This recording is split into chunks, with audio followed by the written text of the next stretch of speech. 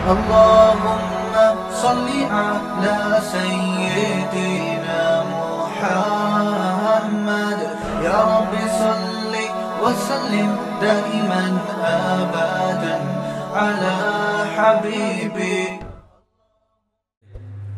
ہیں بھائی کتنے پیسے اسٹور کرنے چاہیے, جمع کرنے چاہیے, کتنے صدقہ کرنے چاہیے, اور پھر کتنے خرچ کرنے چاہیے. صحیح ہے بھائی, یہی ہوتا ہے نا, جتنا پیسہ آپ کے پاس آئے گا کچھ آپ نے جمع کرنا ہے, کچھ آپ نے صدقہ کرنا ہے, اور کچھ آپ نے اپنے اور بیوی بچوں پہ جو واجب حقوق ہیں وہ ادا کرنے, خرچ کرنا ہے. آواز آ رہی ہے, شور ہو رہا ہے بھائی. تو یہ بہت اہم موضوع ہے. یہ تو میں نے بتا دیا تھا کتنا اسٹور کرنا ہے, یہ تو سمجھ میں آ گیا تھا نا. دنیا میں جہاں بھی خرچ کرنے کے بارے میں بتایا جاتا ہے نا, آپ کوئی ورک شاپ وغیرہ کریں تو وہ یہ چیزیں نہیں بتائیں گے آپ کو, وہ سب بزنس کے پوائنٹ آف ویو سے آپ کو بتائیں گے کہ بزنس میں کتنا انویسٹ کرنا ہے بھائی, بزنس سے جو پروفٹ ہو اس میں کھانا کتنا ہے, کیا کھانا ہے, اس سے ان کو غرض نہیں ہوگی, کتنا کھانا ہے اور کتنا بزنس پہ لگانا ہے. بس بزنس بزنس بزنس گھوم پھر گئے اے ٹو زیڈ, ساری بات کہاں سے بزنس سے شروع ہوگی, بزنس پہ ختم. یعنی ان کا مقصد ہے کہ انسان کمانے کی مشین ہے, زیادہ سے زیادہ کماؤ. تو یہ ایک بہت بڑا فالٹ ہے. جس کے پاس مذہب نہیں ہے اس بیچارے کو دو چیزوں میں گائیڈنس نہیں ہے. سمجھ رہے ہو بھائی, بزنس پہ تو لگانا ہے, اپنے لیے کتنا بچانا ہے, وہ کہتے ہیں جتنا بچا سکتے ہو بچاؤ. روپیہ بچائیے کل کام آئے گا, بینکوں پہ لکھا ہوتا ہے کہ نہیں لکھا ہوتا. کتنا بچائیے, ان سے پوچھیں کہ جتنا بچا سکتے ہو, سارا ہی بچا لو, سارا بچا لو, کل کام آئے گا. تو ابھی کیوں نہیں کام آ رہا, نہیں آ رہی بات میرا خیال ہے. بھائی زندگی کے لیے کما رہے ہیں نا, تو ابھی بھی تو زندہ ہیں. کیا ہو گیا, ابھی بھی تو کیا ہے, زندہ ہے نا, تو ابھی کیوں نہیں کھا رہے, کیوں بچائیں. ایک صاحب آئے 40 سال ان کی عمر, تو وہ کہنے لگے کہ میں ابھی کوئی چیز خرید رہا ہوں قسطوں پہ, 15-20 سال میں جا کے الحمدللہ ایک پراپرٹی اپنی ہو جائے گی. میں نے کہا 15-20 سال میں آپ ہو جائیں گے 60 سال. تو بچا کے کہہ رہے ہیں پھر بزنس کروں گا, پھر کیا کروں گا, کماؤں گا. میں نے کہا کیوں کماؤ گے, کہنے کہ کھانے کے لیے. تو میں نے کھانے کی عمر تو ابھی ہے, 60 سال میں کھانے کی عمر ہوتی ہے, پرہیز کی ہوتی ہے. کیا ہو گیا بھائی, ایک تو یار یہ ایک پتہ نہیں کس قسم کے آپ بول رہے ہو, کیا ہو گیا مولوی صاحب کو, یہ کس قسم کے قصے لے کے سورہ قلم میں ایسی باتیں کر رہے ہیں. سورت چل رہی ہے سورہ قلم, باتیں بزنس, ٹھیک ہے نا, 60 سال 40 سال. بھائی مسئلہ سارا یہی ہے کہ جب تک ان آیات کو عملی زندگی پر منطبق نہیں کریں گے, ایڈجسٹ نہیں کریں گے, تو سنتے رہو ساری زندگی. جو دینداروں کا حال ہے ہم جیسے نالائقوں کا, وہ سب کے سامنے ہے. الحم سے لے کے والناس تک قرآن پڑھتے پڑھتے ہیں ویسے کہ ویسے ہی. 2-4 چیزیں سیٹنگ پہ آ جائیں گی, نماز جمعہ ومعہ نہا دھو کے آ جائے گا, چلو بہت زیادہ ہو گئے 5 ٹائم کے نمازی بن گئے. تو صرف اتنا یہی تھوڑی ہے اسلام. اسلام میں جیسے نماز فرض ہے نا, ایسے ہی دنیا سے محبت دل سے نکالنا بھی اسی طریقے سے فرض ہے, کہ دنیا دل لگانے کی جگہ نہیں ہے, یہ فرض ہے.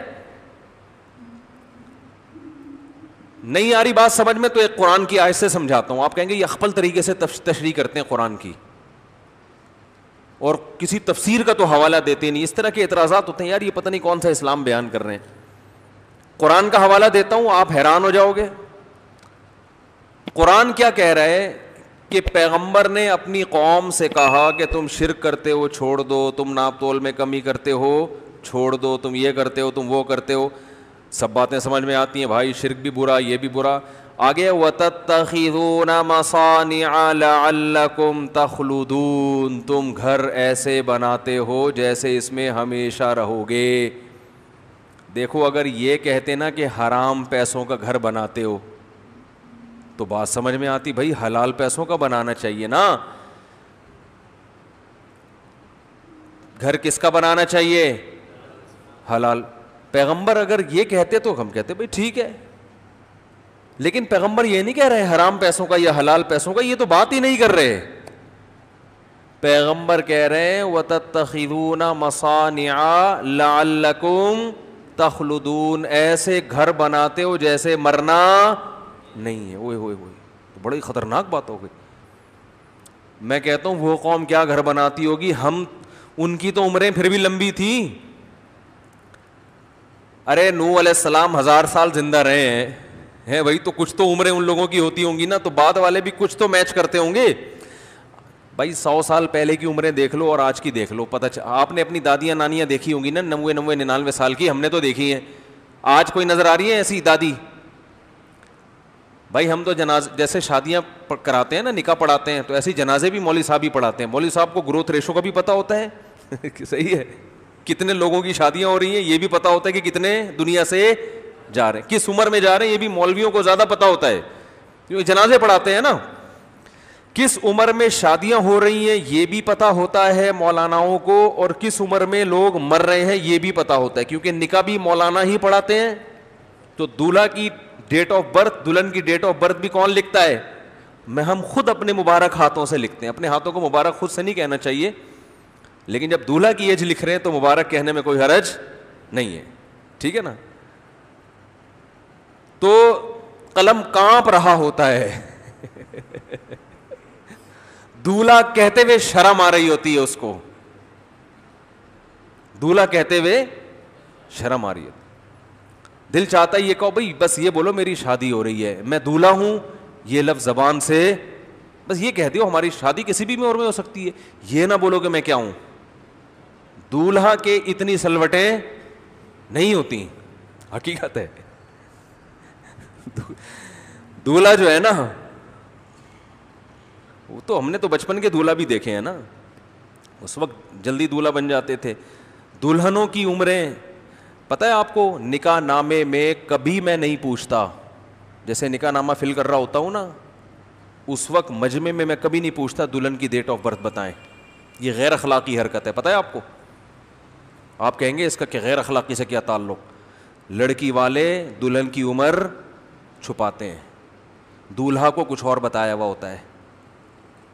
آئی ڈی کارڈ میں تو سچی مچی کی ڈلتی ہے نا, سوری نکاح نامے میں سچی مچی کی ڈلتی ہے نا. وجہ اس کی ہے کہ پھر نادرا سے وہ, بھائی جب نادرا کے ڈاکومنٹس بنتے ہیں تو ہم اس لیے لوگوں کو کہتے ہیں بھائی دولہا کا وہ نام بتاؤ جو شناختی کارڈ میں ہے, وہ ڈیٹ آف برتھ بتاؤ جو شناختی کارڈ میں ہے, دلہن کا وہ نام بتاؤ جو شناختی کارڈ میں ہے, وہ ڈیٹ آف برتھ بتاؤ جو شناختی کارڈ میں.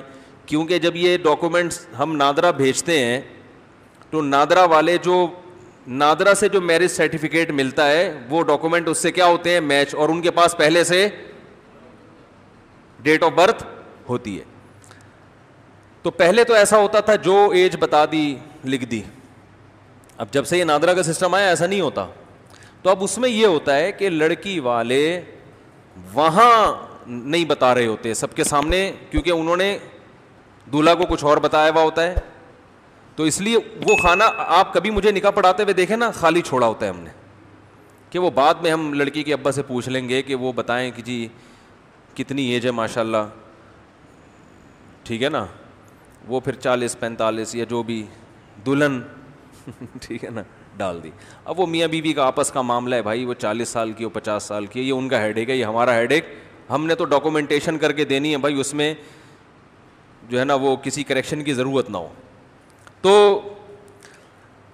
تو مولاناؤں کو پتہ ہوتا ہے کہ دولہا دلہن کس عمر میں بنا جا رہا ہے اور انا للہ کس عمر میں ہو رہا ہے. تو دولہا بننے کے تھوڑے دنوں بعد ہی انا للہ ہو جاتا ہے, کیونکہ ایسے ٹائم پہ بن رہے ہوتے ہیں کہ اس وقت زیادہ ٹائم ان کو مرنے میں لگتا نہیں ہے. تو کیا بات چل رہی تھی, کدھر سے آ گیا یہ دیکھو. ایک بندہ یہاں مستقل بیٹھے, جو میں ادھر ادھر جاتا ہوں, اصل میں دلچسپ باتیں آ جاتی ہیں ایسی کہ وہ ادھر ادھر جانا پڑتا ہے پھر ہے. ہاں تو میں یہ کر رہا تھا کہ پچھلی امتوں میں تو عمریں بھی لمبی, پچھلی امتوں کو چھوڑو, ہم اپنے باپ داداؤں کو دیکھتے ہیں کہ عمریں لمبی ہوتی تھیں. 100 سال کے بوڑھے ہم نے بہت دیکھے ہیں بچپن میں, اب نہیں نظر آ رہے. بہت دیکھے ہیں, وہ حقہ پیتے, حقہ بھی پی رہے ہیں پھر بھی 100 سال نکال لیتے تھے.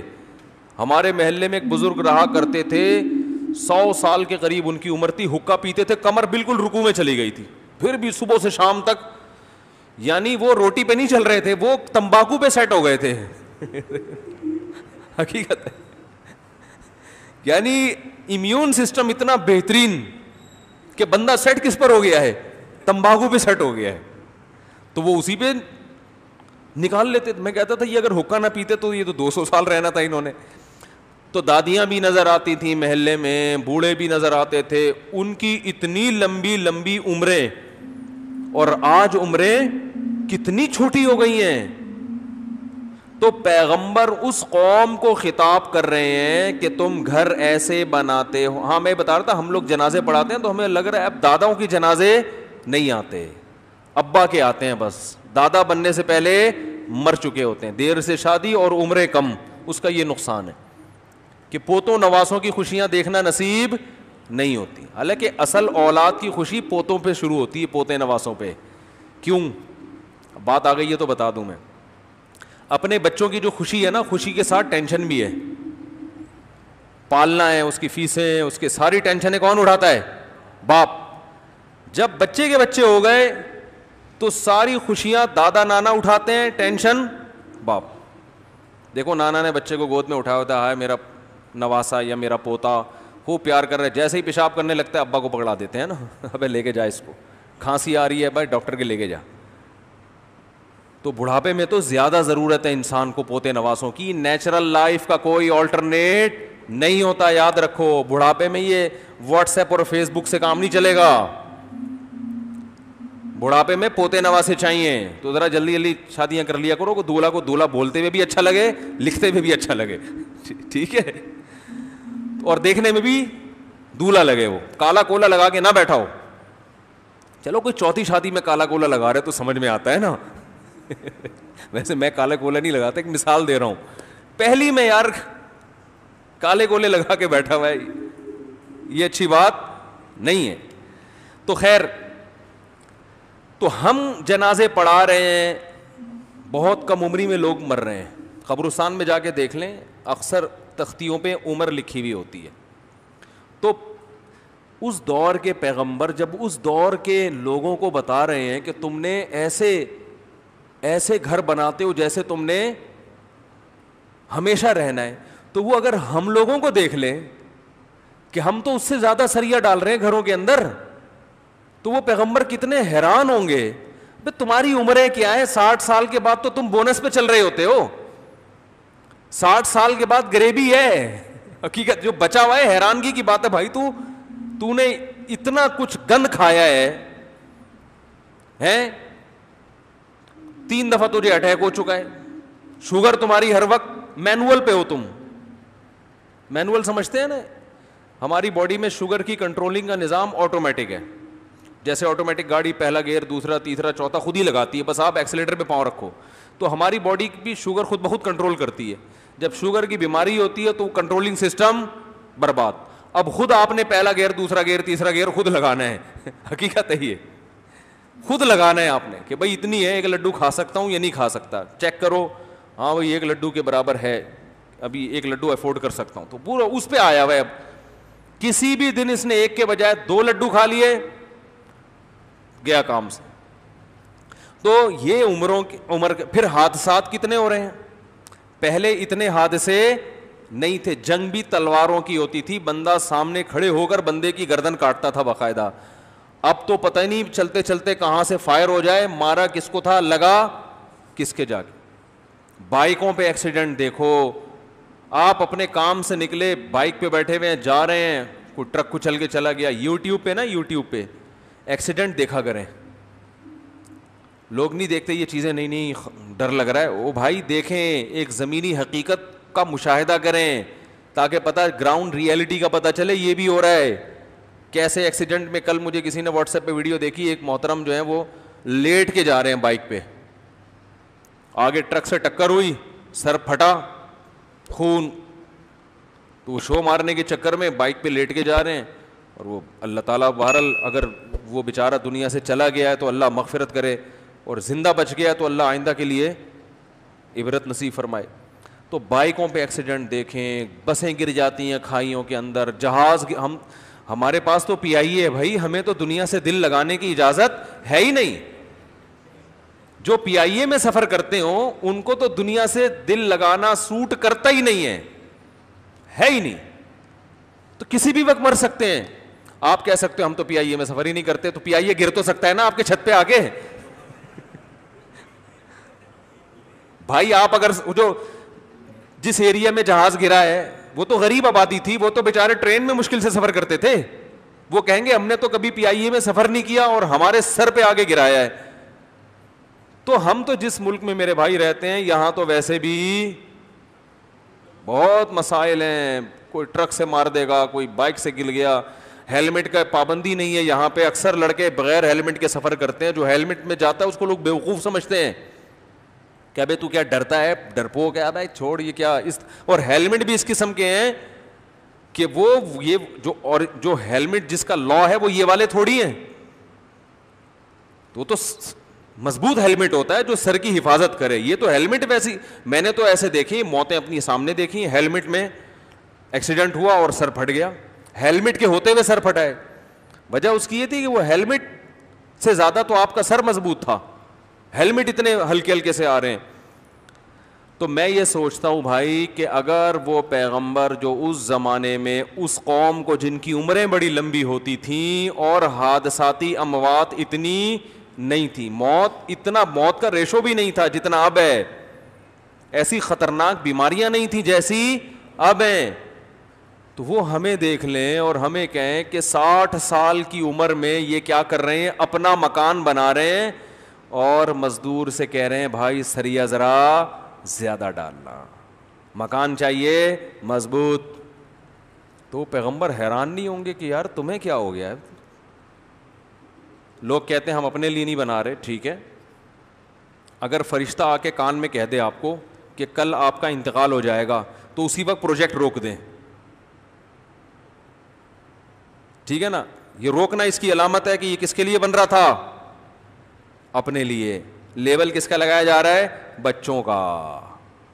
اور اگر فرشتہ آ کے کہہ دے کہ نہیں آپ نے تو کل مرنا ہے, تو آپ کہیں کوئی بات نہیں, بچوں کے لیے بنا رہا ہوں, پھر اس کا مطلب ہے آپ کس کے لیے بنا رہے ہو, بچوں کے لیے. ہوتا اپنے لیے ہے, لیبل کس کا لگایا جاتا ہے, بچوں کا. نہیں آ رہی نا سمجھ. تو 60 سال میں اگر آپ اپنا گھر بنا رہے ہیں نا, تو پھر آپ ایسا کریں, اگر یہ اپنا محاسبہ کیا کریں, بیٹھیں کہ یار اگر ابھی مجھے کوئی فرشتہ آ کے یہ بتا دے کہ موت کا فرشتہ ہوں میں اور چلو شاباش تمہارے پاس 24 گھنٹے کا ٹائم ہے, تو کیا میں یہ گھر پھر بھی بناؤں گا؟ تو اگر آپ کے ہاں پھر بھی بناؤں گا, تو اس کا مطلب واقعی کس کے لیے بنا رہے ہیں, بچوں کے لیے بنا رہے ہیں.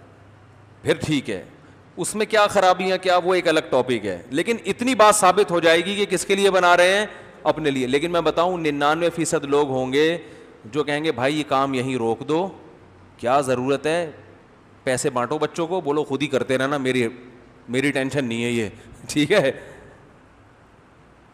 کیونکہ بچوں نے تو ویسے ہی بعد میں کیا کرنا ہے, بیچنا ہے. اور اگر دیکھو یہ جو بچوں کے لیے پراپرٹی بنائی جاتی ہے نا, یہ ذہن میں رکھو, اسلام نے ہمیں یہ کہا ہے کہ بچوں کو لاوارث چھوڑنے کی اجازت نہیں ہے. پہلے میں یہ بات چل پڑی ہے تو میں ذرا اس کو تھوڑا سا ڈیفائن کروں. اس میں 2 انتہائیں ہیں.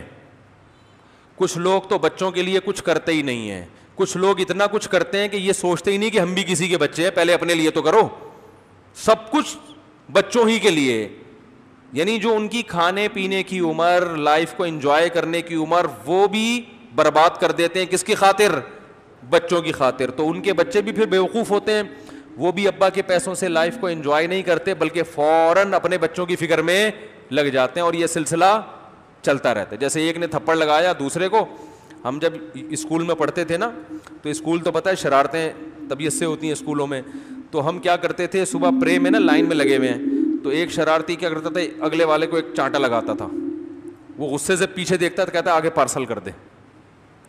جب وہ غصے سے پیچھے دیکھتا تھا نا تو نے تھپڑ کیوں مارا, تو اس کو کہتے تھے غصہ آ رہا نا آگے پارسل کر دے, تو وہ آگے والے کو لگاتا تھا. وہ غصے سے پیچھے دیکھتا تھا تو کہتے آگے پارسل کر دے. ٹھیک ہے نا, تو اسی طرح وہ پارسل ہو, وہ شرارت. تو والدین کیا کرتے ہیں, اتنی ٹینشن بچوں کی لیتے ہیں کہ ان کی فکر, ان کو فیوچر بنانا ہے, اپنا پیٹ کاٹنا شروع کر دیتے ہیں. نتیجہ یہ نکلتا ہے کہ وہ ٹینشن پارسل کہاں ہوتی ہے, بچوں کو. پھر بچے بھی لائف کو صحیح انجوائے نہیں کرتے, وہ فوراً اگلی نسل کا سوچنا شروع کر دیتے, یار کیا ہوگا, کیونکہ ایک آدمی کے لیے تو اتنا پیسہ ضروری نہیں ہے نا. ساری ٹینشن کہاں آتی ہے, یار ان کا کیا ہوگا, تو وہ ادھر ٹینشن, تو یہ قیامت تک چلے گی یہ ٹینشن. تو آپ کی نسل میں کوئی ایک آدمی بھی ایسا پیدا نہیں ہوگا جو تسلی سے بیٹھ کے کھائے گا.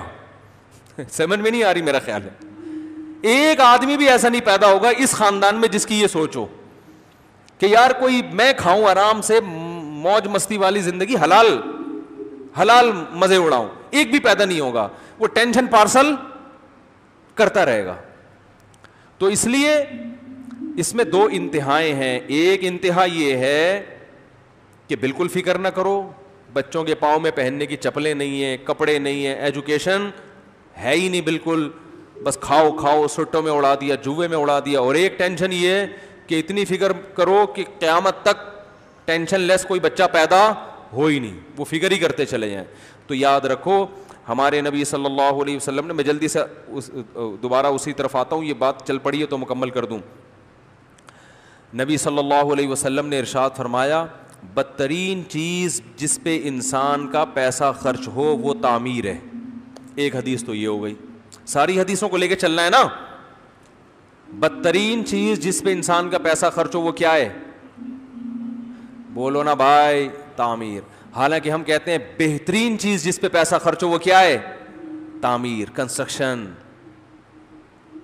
سب سے زیادہ عقل مند وہ سمجھا جاتا ہے جس نے پراپرٹی میں پیسہ لگایا ہوا ہے. جو گولے گنڈے کھا رہا ہے صبح شام پیسوں سے, پاگل, بے وقوف.